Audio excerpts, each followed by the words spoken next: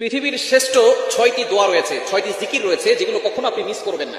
এই 6টি জিকির যদি আপনি করতে পারেন, দুনিয়ার ভিতরে আপনার মতো শান্তি এবং আপনার মতো সাকসেসফুল ম্যান আর কেউ হতে পারবে না। আপনার জীবনে শান্তি আসবে, আপনি সকল বিপদ আপদ থেকে বাঁচতে পারবেন, আল্লাহ তাআলা দুনিয়াতেও শান্তি দিবেন, আখিরাতেও শান্তি পাবেন। এই 6টি শ্রেষ্ঠ দোয়া কখনো মিস করবেন না, সব সময় 6টি আমল করার চেষ্টা করবেন। এই 6টি আমল হচ্ছে সকল আমলের সারাংশ, সকল আমলের সারাংশ। 1 নাম্বার হচ্ছে দুরূদ শরীফ পড়া।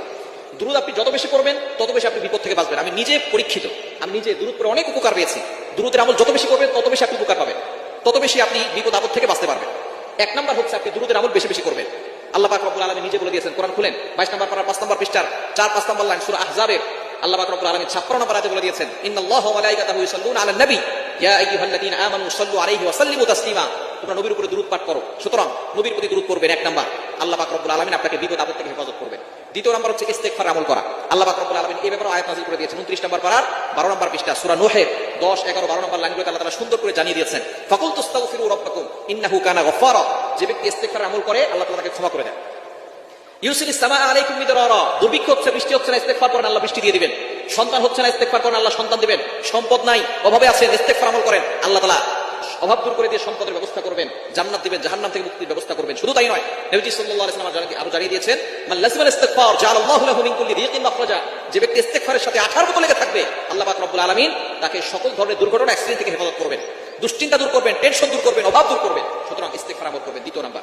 3 নাম্বার হচ্ছে দোয়া ইউনুস করবেন, লা ইলাহা ইল্লা আনতা সুবহানাকা ইন্নী কুনতু মিনাজ জালিমিন। এটা আমরা সকলেই জানি, সূরা আম্বিয়ার আয়াত। ইউনুস আলাইহিস সালাম যখন কঠিন বিপদে পড়েছিলেন তখন তিনি এই দোয়াটা পড়েছিলেন, আল্লাহ পাক রব্বুল আলামিন তাকে বিপদ থেকে মুক্তির ব্যবস্থা করেছেন। 4 নাম্বার হচ্ছে লা হাওলা ওয়ালা কুওয়াতা ইল্লা বিল্লাহিল আলিয়্যিল আযীম। এটা হচ্ছে জান্নাতের ভান্ডার।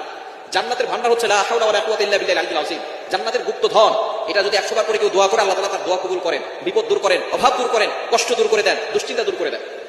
5 নাম্বার হচ্ছে আপনি আল্লাহ তাআলার একটি গুণবাচক নাম ইয়া জাল জালালি ওয়াল ইকরাম, এটা বেশি বেশি করবেন। ইয়া জাল জালালি ওয়াল ইকরাম, আল্লাহ তাআলার গুণবাচক নাম করে দোয়া করলে দোয়া কবুল। আল্লাহ নিজে বলছেন, কোরআন খুলেন, পবিত্র কোরআনুল কারীমের ভিতরে 9 নম্বর পারা 13 নম্বর পৃষ্ঠা 4 নম্বর লাইন সূরা আরাফের 180 নম্বর আয়াতে আল্লাহ বলছেন, ওয়ালিল্লাহিল আসমাউল হুসনা ফাদউহু বিহা। আল্লাহ তাআলার গুণবাচক নাম করে কেউ দোয়া করলে আল্লাহ তাআলা তার দোয়াগুলো কবুল করেন, অ্যাকসেপ্ট করে নেন। সুতরাং ইয়া জাল জালালি ওয়াল ইকরাম আল্লাহ তাআলার একটি গুণবাচক নাম, এটা করে দোয়া করলে আপনার দোয়া কবুল হবে।